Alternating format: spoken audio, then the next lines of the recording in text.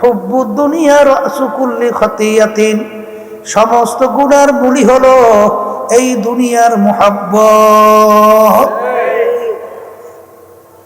এক দায়িত্বশীল আজকে আমাকে মোবাইলে বলতেছিল, হুজুর আমাদের অনেক দায়িত্বশীল সহ নেতা কর্মীদের ভিতরে আমানতদারির বলতে একটু দুর্বলতা, হুজুর একটু আলোচনা করি।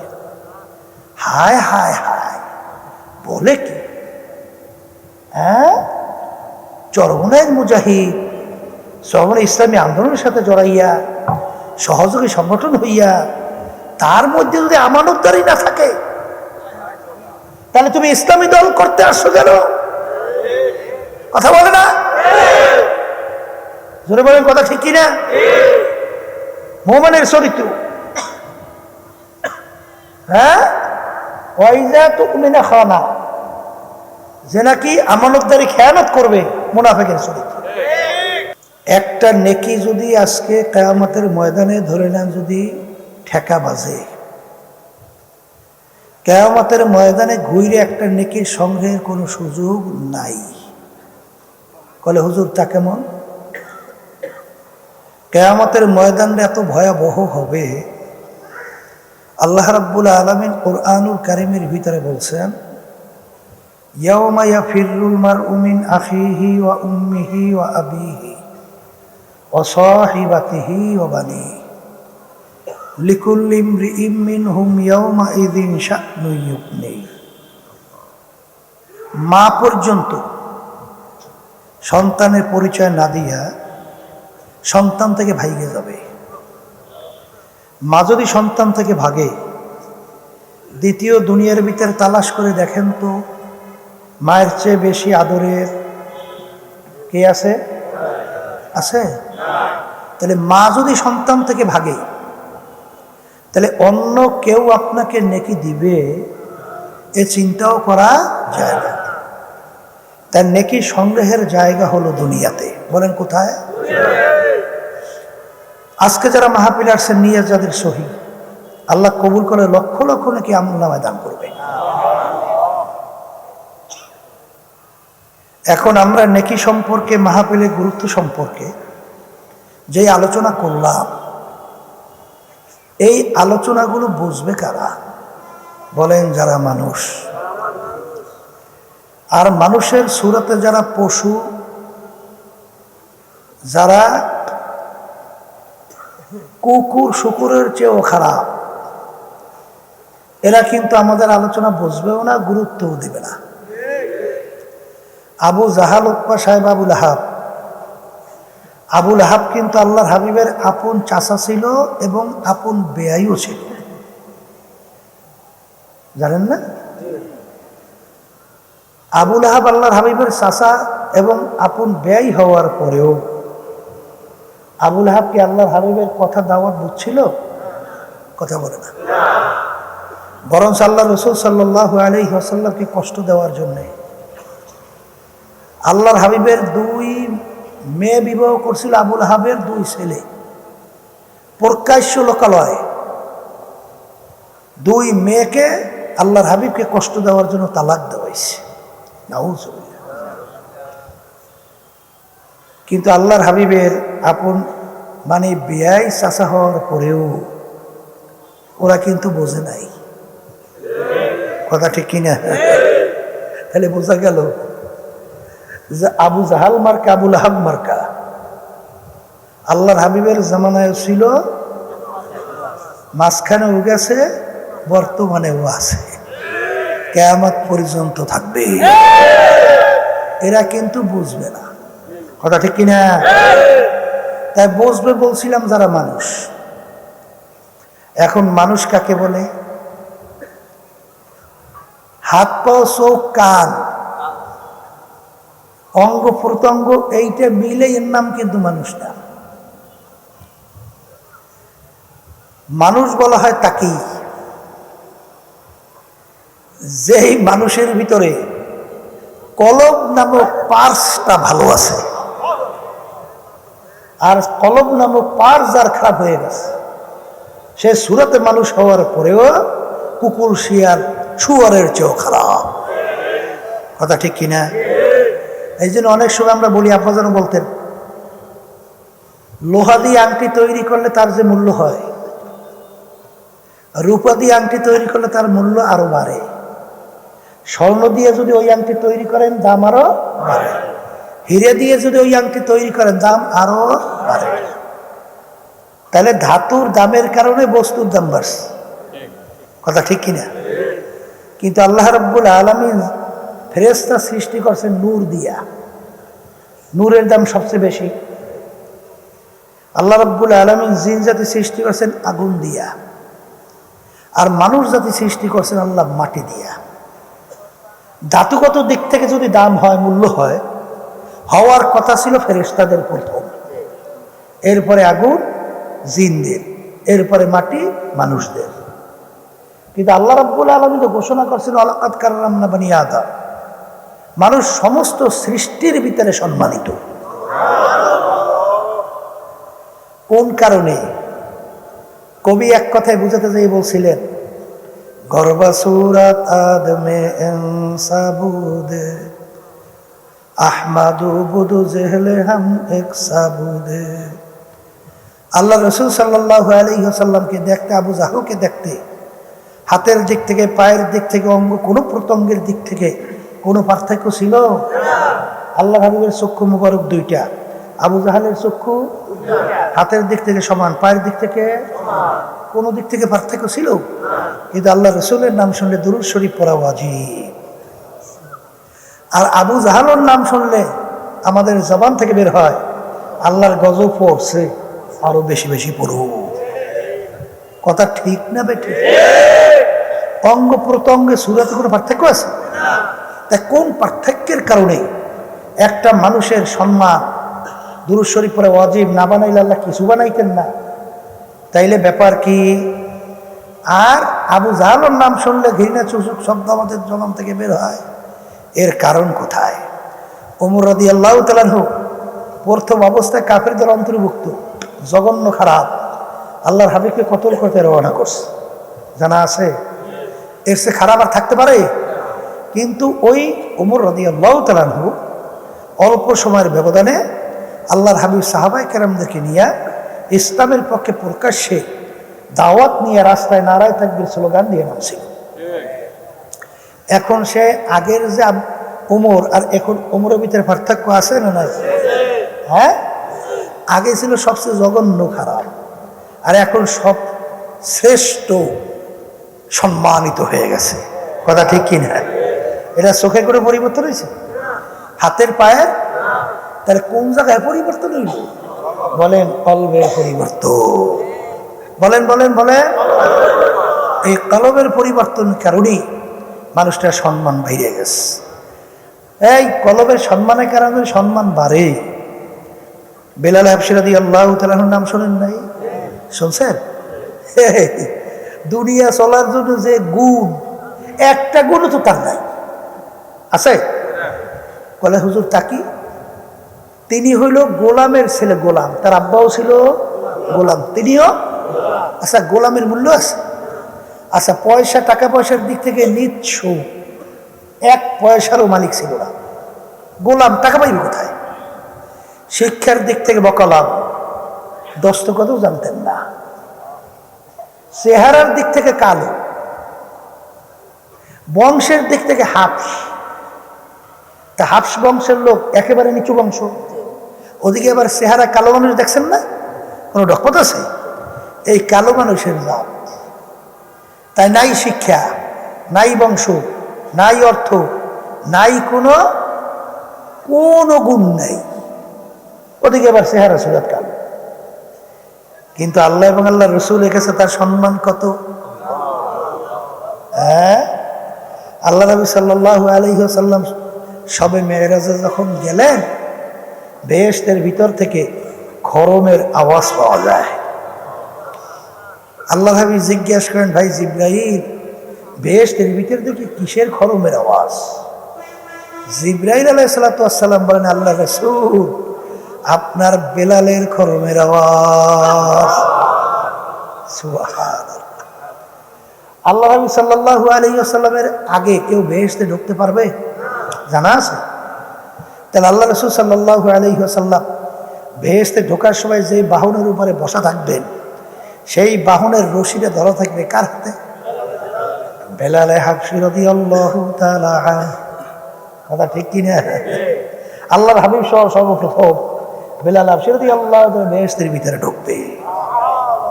কি?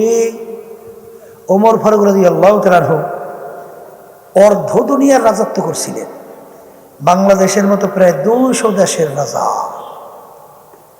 যখন বেলাল হাবশী রাদিয়াল্লাহু তাআলা আনহু তাদের মজলিসে অনেক সময় ঢুকতেন, তখন সম্মান সূচক শব্দ ব্যবহার করতেন, সাইয়েদানা বেলাল, আমাদের সরদার বেলাল আসছে। সুবহানাল্লাহ। তাহলে এই সম্মান বাড়ছে কি চেহারার দিক থেকে? আর একটু আসতে বলে, টাকা পয়সার দিক থেকে, বেশি বেশি সম্পদের দিক থেকে, বংশের দিক থেকে, শিক্ষা? তাইলে কোন দিক থেকে সম্মান বাড়ছে? বলেন, কলবের ভালোর কারণে সম্মান বাড়ছে।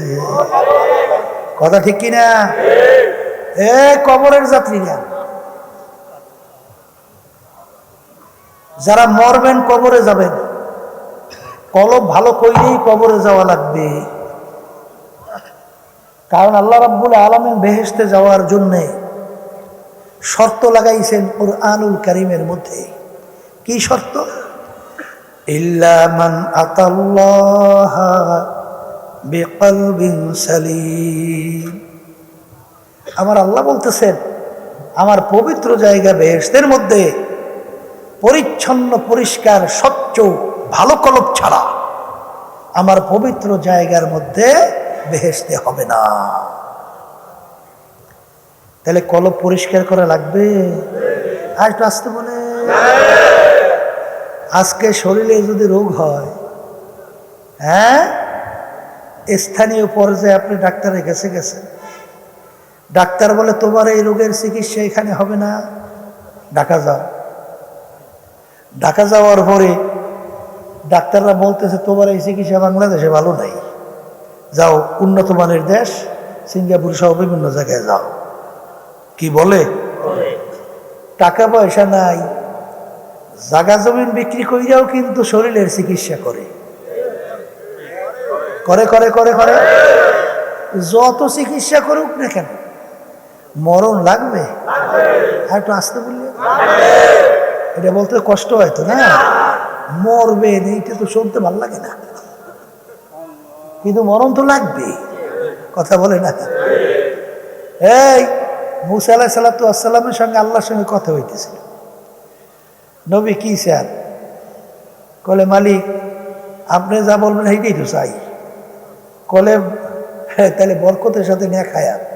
নেক হায়াত কি পরিমাণ? কলে প্রত্যেক পশমের বিনিময়ে আপনি যদি চান 500 বছর করে হায়াত দেব। কয় বছর? প্রত্যেক পশমের বিনিময়।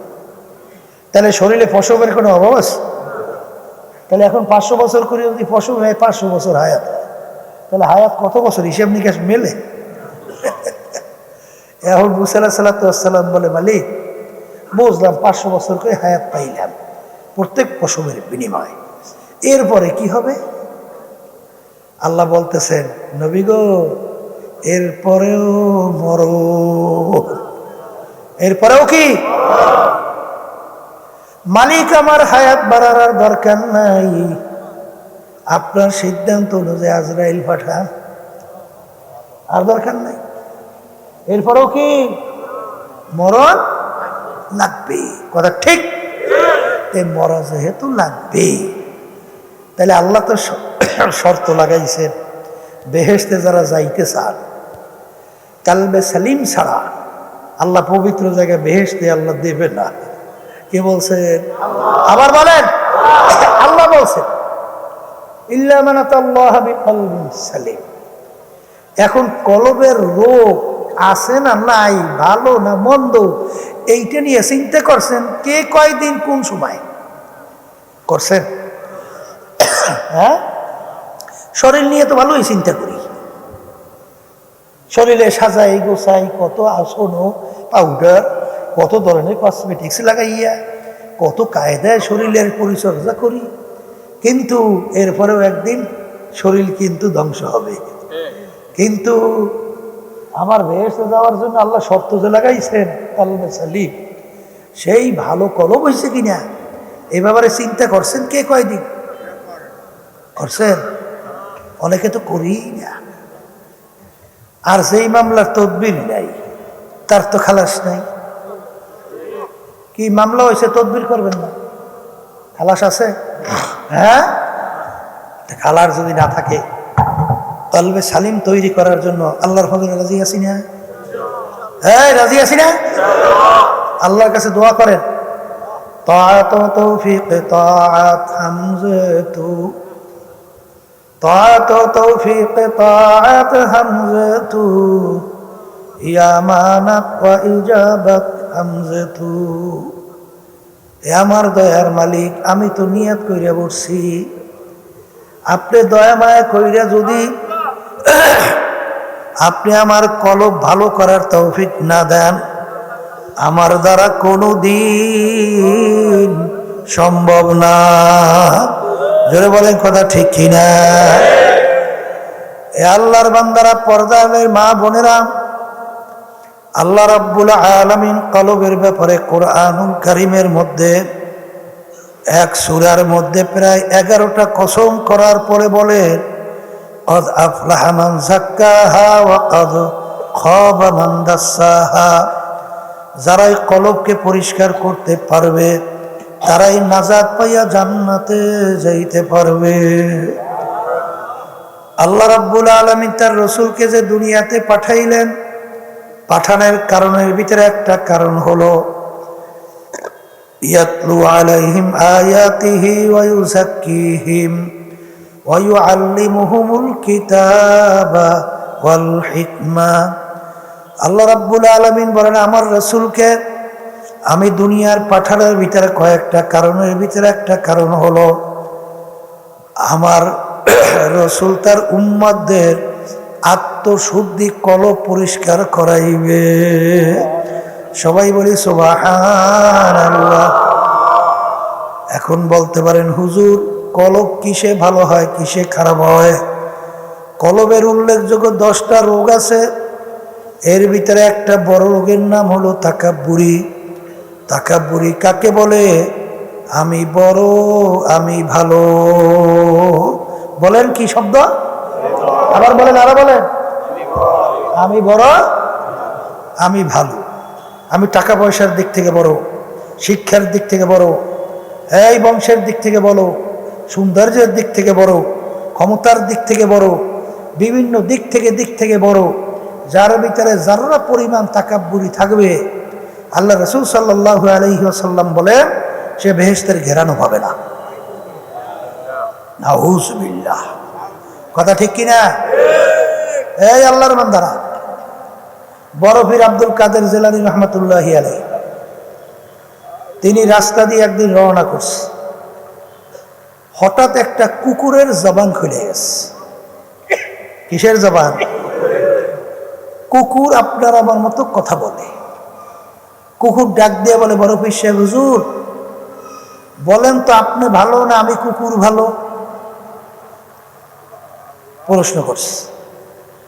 এখন হুজুর তো চিন্তা পড়ে গেছে, যদি এখন বলি কুকুর তুই ভালো আমি খারাপ, তাহলে তো আল্লাহর কালামের উল্টো হয়ে যায়। আর যদি বলি কুকুর তুই খারাপ আমি ভালো, তাহলে তো আমার ভিতরে আনানিয়া চলে আসে, তাকাব্বুরি। এখন কি উত্তর দেবে? কিং কর্তব্য বিমূঢ় অবস্থায় তিনি চিন্তা করতেছে কি উত্তর দেবে। আল্লাহর কুদরত, তার অন্তরের ভিতরে আল্লাহ রাব্বুল আলামিন প্রশ্নের উত্তর পয়দা করে দিয়েছে। তিনি ডাক দিয়া বলে, কুকুর শোনো, কিয়ামতের ময়দানে আমার মালিক যদি আমাকে মাফ কইরা দেয়, ও কুকুর তোর চেয়ে আমি অনেক ভালো। আর কিয়ামতের ময়দানে আমার মালিক যদি আমাকে মাফ না করে, ও কুকুর তুই আমার চেয়ে অনেক ভালো। এই ওমর ফারুক রাদিয়াল্লাহু তাআলা আনহু অর্ধেক দুনিয়ার রাজত্ব করলেন, রাস্তা দিয়ে হাঁটতেছেন, হেজা কুটা নাড়া রাস্তার ভিতরে পাইয়া হাতের ভিতরে উঠাইয়া এখন ফেজা কুটা নাড়ার দিকে তাকাইয়া তাকাইয়া বলতেছেন, হে ফেজা কুটা নাড়া, তোরা আমার চেয়ে অনেক ভালো, কারণ তোর হিসাব নাই, নিকাশ নাই, তোর বেহেশত নাই, জাহান্নাম নাই, তুই মাটির সঙ্গে মিলা যাবি। আর আমি ওমর যদি কিয়ামতের ময়দানে ধরা খাইয়া বসি, ওই জাহান্নামের 1 সেকেন্ডের আযাব সহ্য করার শক্তি আমি ওমরের না। এ ফেজা কুটা নারা, তুই আমার চেয়ে অনেক ভালো। কি বরমেয়ারা, ওমর ফারুক রাদিয়াল্লাহু তাআলা আনহু অর্ধেক দুনিয়ার রাজত্ব করার পরেও ফেজা কুটা নারা হাতের ভিতরে উঠাইয়া আফসোস করে কান্দে আর বলে, তুই আমার চেয়ে ভালো। মালিকের দরবারে ডাক দিয়া বলে, মালিক, আমি যদি একটা বকরির বাচ্চা হইয়া যাইতাম, তোমার বান্দা বান্দিরা আমাকে জবাই কইরা পাক কইরা খাইয়া ইবাদত করত, কিন্তু আমি ওমর মানুষ, কিয়ামতের ময়দানে তোমার সামনে দাঁড়াইয়া হিসাব দেওয়া লাগবে। মালিক, মালিক, কি বোঝেন? নিজেকে নিজে কি মনে করছে? আর বর্তমানে এক শ্রেণী সর্বনাশ, একটু আলেম হইয়া, একটু পীর হইয়া, একটু মুফতি, একটু মুহাদ্দিস হইয়া, একটু বুজুর্গি, একটু ইবাদত বন্দেগী একটু কইরা, একটু টাকা পয়সার মালিক হইয়া, সম্পদের মালিক হইয়া, বিভিন্ন ক্ষমতা পাইয়া, সম্মান পাইয়া, এখন আর ধরাকে সরা জ্ঞান মনে করে না। এখন রাস্তা দিয়ে এমনভাবে হাঁটে মনে হয় যেন জমিন ফাইরে ফেল। কথা ঠিক না? ঠিক। এই যে একটা কলবের রোগ, আর আল্লাহ রাব্বুল আলামিন এই তাকাব্বুরি মোড়ে সহ্যই করতে পারে না। বলেন, কলে হুজুর তাকামান, এই বুঝাবার জন্য জঙ্গলের মধ্যে বড় নেকড়ে বাঘের নাম শুনছেন? নেকড়ে বাঘ নাম শুনছেন? চিতা বাঘের নাম শুনছেন? মেজো বাঘ। একটা হলো নেকড়ে বড়, একটা হলো চিতা বাঘ, আর একটা হলো বড় বাঘ, রয়্যাল বেঙ্গল টাইগার, আর একটা হলো পাতি শ্রীগাল। তিনটে এক জায়গায় হয়েছে। হওয়ার পরে তিনজনে মিললে শিকার করছে। তিনজনে মিলে কি করছে? তাই শিকার তিনটেই পাইছে। কয়টা? বলেন, একটা খরগোশ, আর একটা হরিণ, আর একটা গাধা। কথা বলছেন? তাই শরীরের আকৃতির দিক থেকে গাধা বড়, মেজো হরিণ, খরগোশ ছোট। এখন শিকার করার পরে রয়্যাল বেঙ্গল টাইগার বাঘ চিতা বাঘকে বলতেছে, একসঙ্গে তো শিকার করলাম, তাহলে এখন বন্টন কর। কি কর? এখন চিতা বাঘ চিন্তা করছে, গোশের ভিতরে সবচেয়ে মজার গোশ কোনটা? হরিণের গোশ। তাহলে হরিণটা আমার ভাগে কিভাবে রাখা যায়, এই যে একটা প্ল্যান করতে হবে। কি করতে হবে? এখন নিয়ম বাড়ি করছে, প্ল্যানও তৈরি করছে। কি প্ল্যান? বলে, মহারাজ, শরীর অনুযায়ী বন্টন। কি অনুযায়ী বন্টন? শরীর অনুযায়ী বন্টন। আপনার শরীর বড়, আর গাদাটাও বড়, ওই গাদাটা আপনার ভাগে। আর মহারাজ, আমার শরীর মেজো, হরিণটাও কি মেজো, ওইটা আমার ভাগে। আর পাতি শ্রীকালটা ছোট, খরগোশও কি ছোট, এটা ওর ভাগে। এমন এই ভাগটা বাঘের খুব পছন্দ হয়েছে না? পছন্দ হয়েছে, কেন বাঘের খাইতে মন চায় হরিণ। বাঘের গেরামে কথা আছে, পায়ের রক্ত মাথায় আর মাথার রক্ত পায়। টকবক টকবক বাঘ রাগ হইলে বোঝেন না, চোখ লাল। এত বড় দুষ্টামি করে হরিণ খাবি তুই, তা জবর খাওয়াম।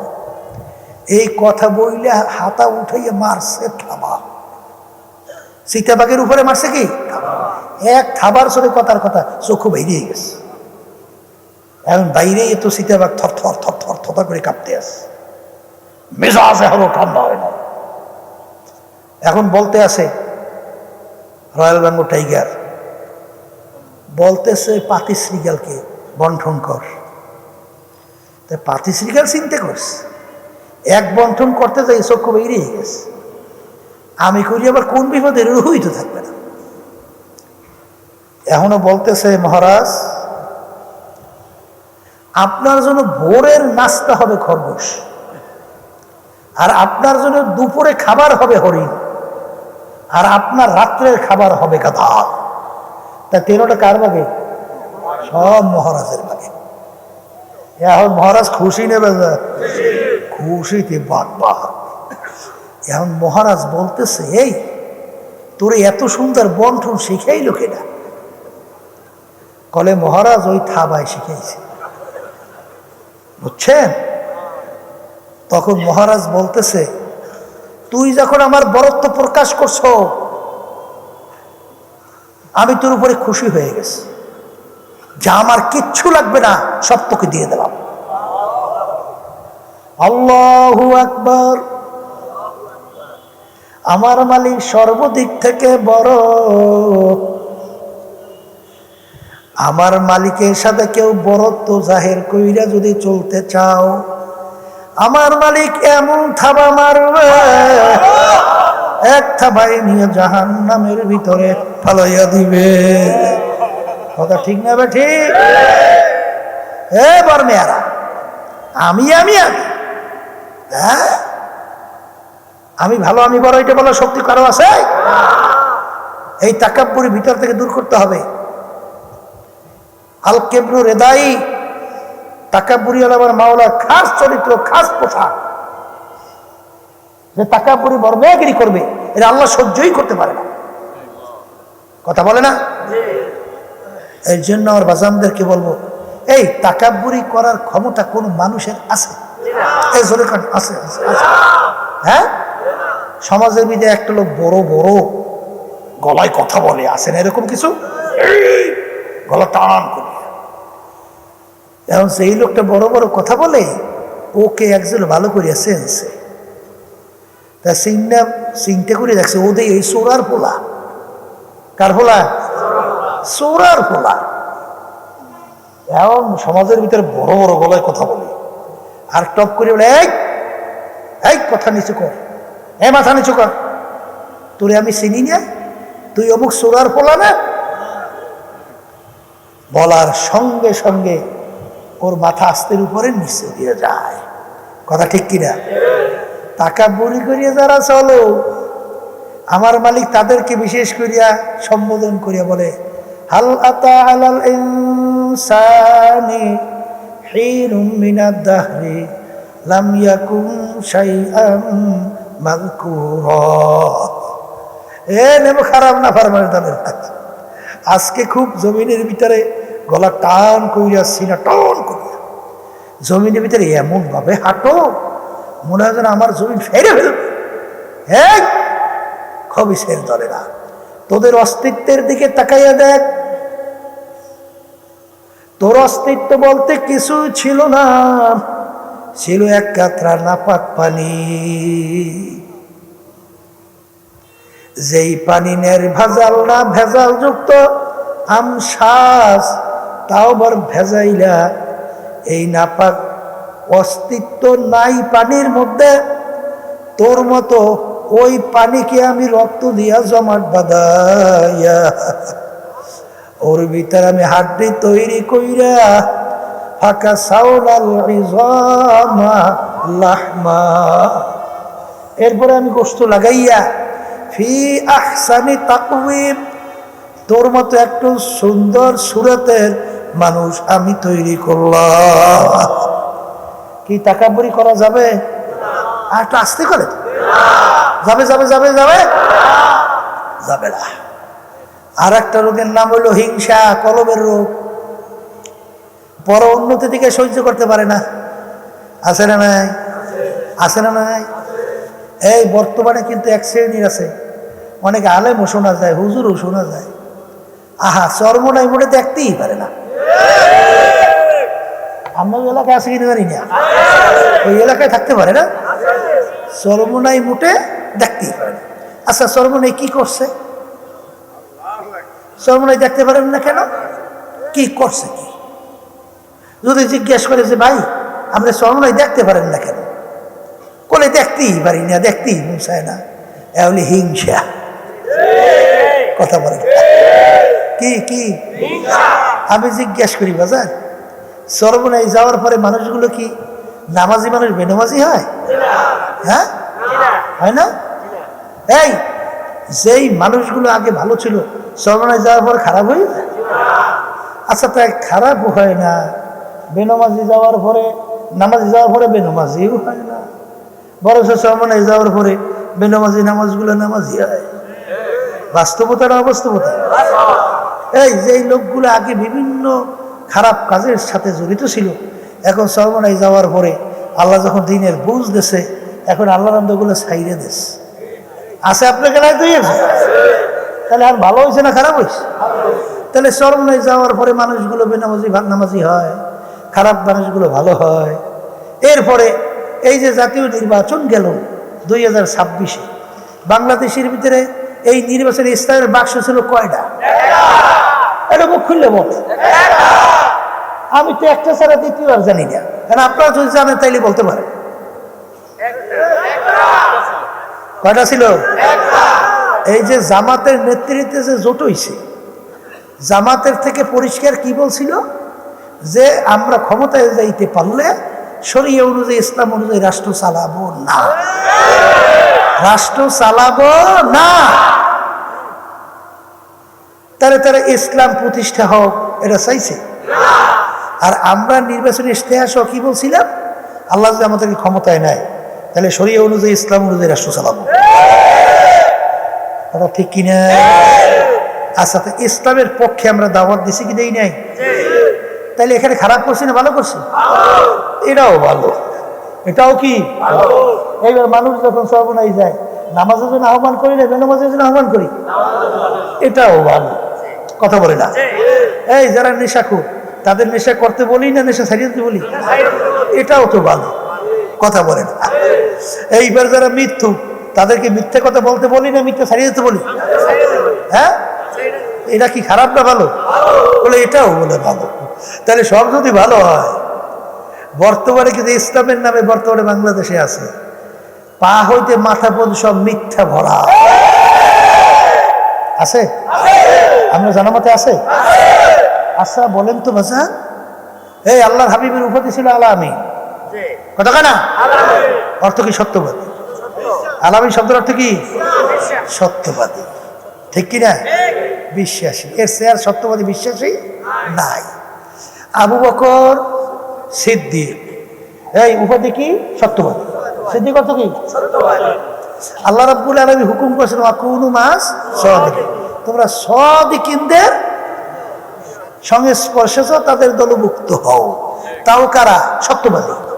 আচ্ছা, ইহুদিরা ছাড়া খ্রিস্টানরা যে যুদ্ধ চলছিল ইরানের সাথে, মিথ্যা বলছে কারা?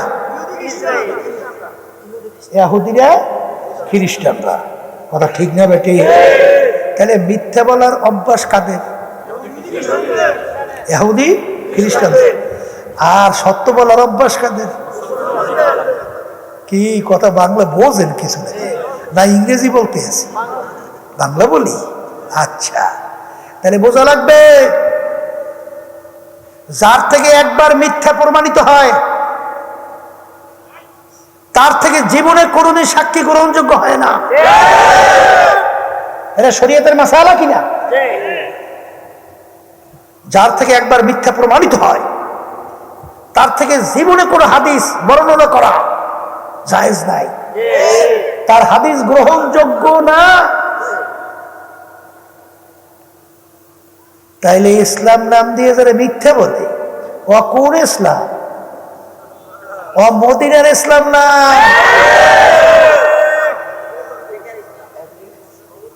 কথা বাংলা বোঝেন? আল্লাহর হাবিবের উম্মতরা কোনোদিন মিথ্যুক হতে পারে না। সাহাবায়ে কেরামের শাগরেদে কোনোদিন মিথ্যুক হতে পারে না। আল্লাহ রাব্বুল আলামিনের হুকুম, মিথ্যুকদের সাথে সম্পর্ক রাখা যাবে না। ওয়াকুনু মা'আস সাদিকিন, আল্লাহ বলতেছে সাদিকীদের সংস্পর্শে দাও, তাদের দলভুক্ত হইয়া চলো। এইবার নির্বাচনে শোনা গেছে কিছু কিছু শ্রবণে মুজাহিদের কথাও শোনা যায়, কিছু দায়িত্বদের কথাও শোনা যায়। যেই জাতীয় নির্বাচন ইসলামের পক্ষে বাক্স ছিল হাত পাখার, এর বাইরে নাকি অন্য প্রার্থীর পক্ষে কাজ করছে, তাদের সহযোগিতা করছে, তাদেরকে ভোট দিচ্ছে, শোনা যায়। আছে? আমি সেই বাজানদেরকে বলবো, বাজার ভালো করে বুঝছেন। তারপর জেলা থেকে শুরু করে একেবারে তৃণমূল, যেটাকে ওয়ার্ড বলা হয়, ওয়ার্ড পর্যায়ে পর্যন্ত 3 শ্রেণী আমি বলছি, যারা এই জাতীয় নির্বাচনে চুপ রয়েছে, ইসলামের পক্ষের বাক্সে ভোটারের জন্য কেউ কেউ বলে নাই, দাওয়াত দেয় নাই, কাজ করে নাই, চুপ রয়েছে, এই এক শ্রেণী। আর এক শ্রেণী তলে তলে অন্য প্রার্থীর পক্ষে কাজ করছে, আর এক শ্রেণী প্রকাশ্যে কাজ করছে। এই 3 শ্রেণী লোকদেরকে জেলা থেকে শুরু করে ওয়ার্ড পর্যায় পর্যন্ত কোনো সংগঠনের কোনো দায়িত্বে সদস্য পদেও রাখা যাবে না।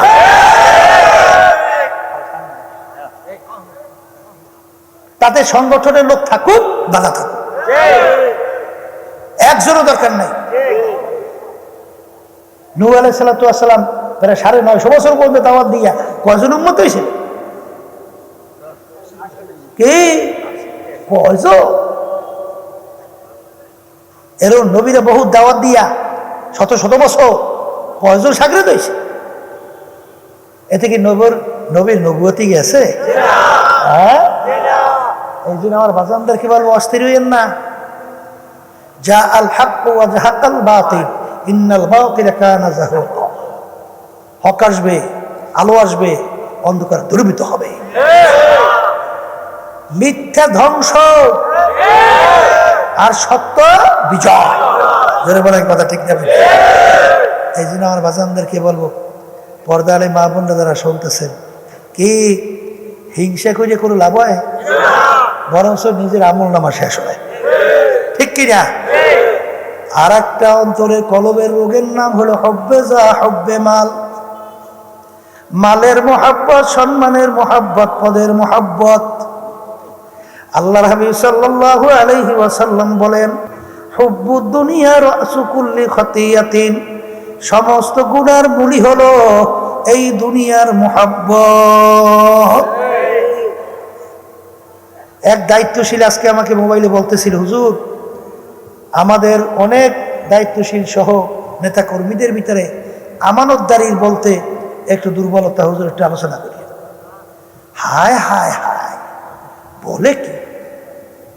হ্যাঁ, চরমনায় মুজাহিদ, চরমনায় ইসলামী আন্দোলনের সাথে জড়াইয়া সহযোগী সংগঠন হইয়া, তার মধ্যে যদি আমানতদারি না থাকে, তাহলে তুমি ইসলামী দল করতে আসছো কেন? কথা বলে না? জোরে বলেন কথা ঠিক কিনা? মুমিনের চরিত্র, হ্যাঁ, ওয়াইজা তুমিনা খানা, যে নাকি আমানতদারি খেয়ানত করবে, মুনাফিকের চরিত্র।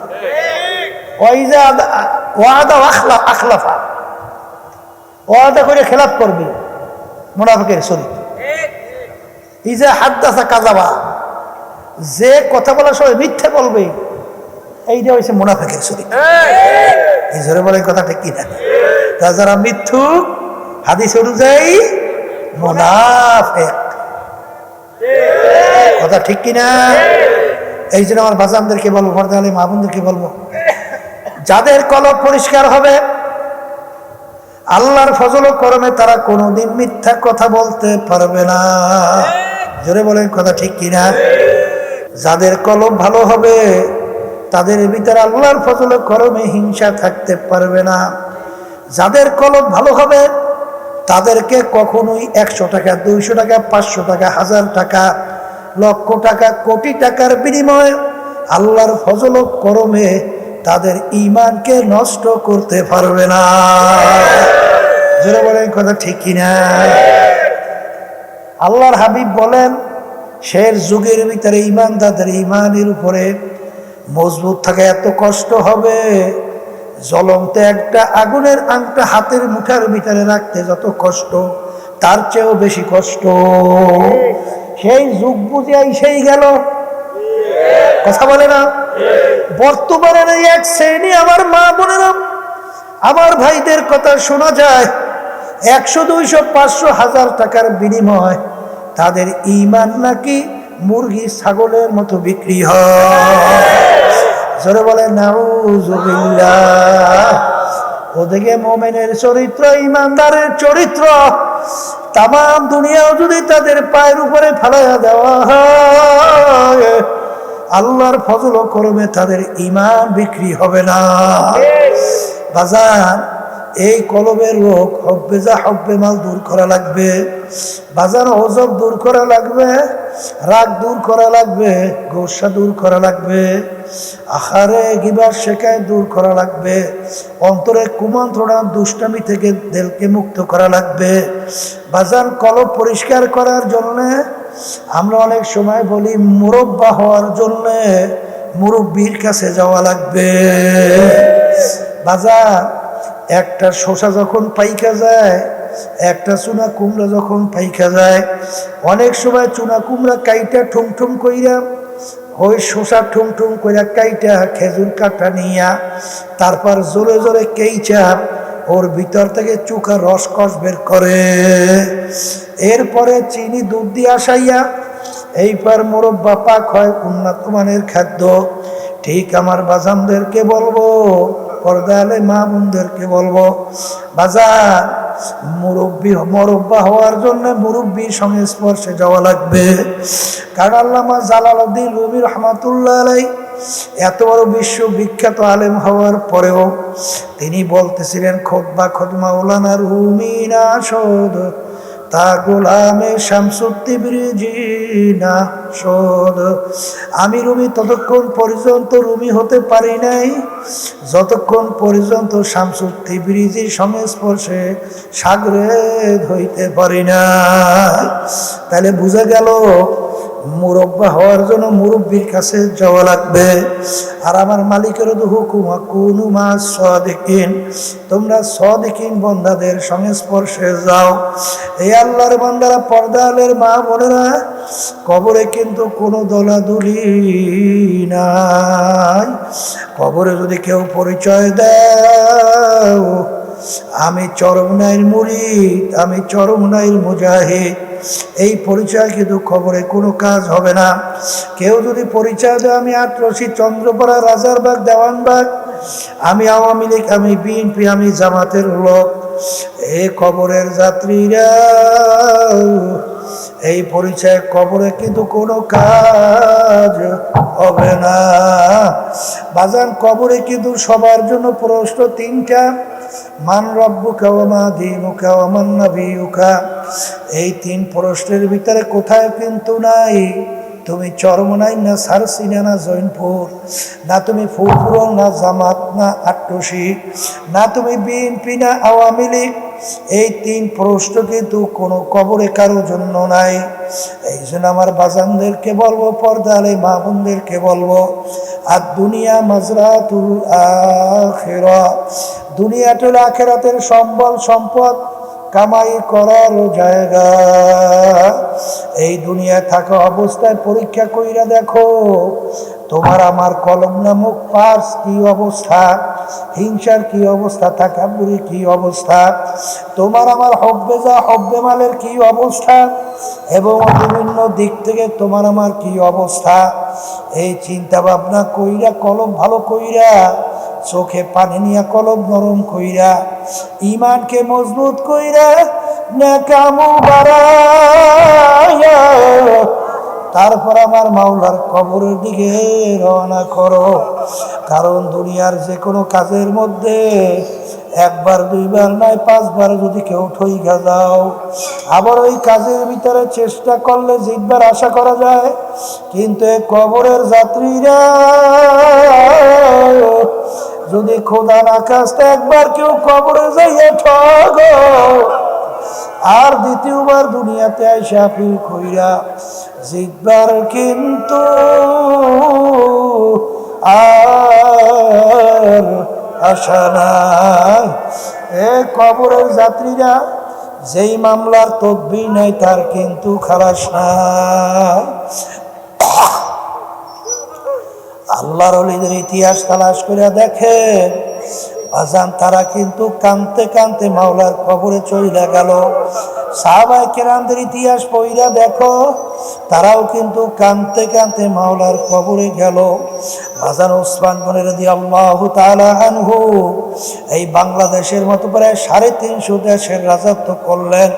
তার ইতিহাস পড়লে দেখবেন তিনি অনেক সময় কবর দেখতে এমনভাবে অজরে কান্না শুরু করতেন, কানতে কানতে অনেক সময় দাঁড়ানো অবস্থায় ঠাস করিয়া বৈশা পড়ত। লোকেরা বলে, আমি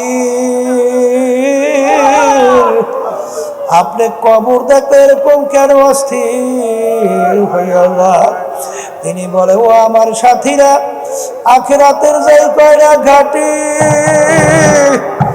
এর প্রথম নম্বর ঘাটি হইল কবর। এই কবরে যার সঙ্গে ভালো ব্যবহার হবে, ওই ঘাটিতেও তার সামনে ঘাটি ভালো ব্যবহারের আশা করা যায়। এই জন্য যেই মামলার তদবির নাই, সেই মামলারও খালাস নাই। এই জন্য আমার বাজানদেরকে বলবো, পর্দালে মা বোনদেরকে বলবো, বাজান, আমার মালিক যখন এই মাহফিলে নিয়ে আসছেন, আমার মালিক বড় দয়ার, বড় মায়া। বাজার, আমার মালিক বন্দাবান্দি চোখের পানি সহ্য করতে পারে না। বন্দাবান্দি গুনার কথা মনে কইরা যখন মালিকের দরবারে হাত উঠে দু চোখের পানি ছাইরা যখন করুণ সুরে ডাক দেয়, এ আমার দয়ার মালিক, নাফরমান তোমার দরবারে হাজির। বন্দাবান্দি ডাক দিতে দেরি, আমার মালিক বন্দাবান্দিকে মাফ করতে মোটেও দেরি করবে না। এই জন্য আমার ভাইদেরকে বলবো, পর্দা আলে মা বোনদেরকে বলবো, বাজান, কলবকে ভালো করো, ঈমানকে মজবুত নির্ভেজাল করো, নেকের আমল বাড়াও, দলাদলি ছাড়ো, টাকার গরম ছাড়ো, বংশের গরম ছাড়ো, শিক্ষার গরম ছাড়ো, মালিকের পাগল হও, এরপরে মালিকের কবরে রওনা দাও। কারণ একবার যদি কোনো ক্রমে ঠইগা বসো, আর দ্বিতীয়বার দুনিয়াতে এসে আপিল কইরা জিতবার কিন্তু আর আশা নাই। আর মনকে মাঝে মাঝে বুঝাইও যে, মন, আহারে মুসাফির হাম এহা সাবা হয়, কবর আখের ঠিকানা। মুসাফির হাম এহা সাবা হয়, কবর আখের ঠিকানা। कोई आगे रवाना है, कोई पीछे रवाना। মন কি বুঝাও রে মন, এমন ঘরে যাইতে হবে যেই ঘরে নাই বাতি, এমন ঘরে থাকতে হবে যেই ঘরে নাই সাথী। এ দুনিয়াদার পাগল আমার বাবা, আমার মালিক আমার মা বলে নিয়ে আসছে। দুনিয়া কিন্তু ক্ষণস্থায়ী, কয়েকদিনের জন্য। এ দেখতে না দেখতে শেষ হয়ে যায়। আমার মালিকের কাছে দোয়া করেন, আর মালিকের কাছে মাপ চাও। আল্লাহুম্মা আমিন।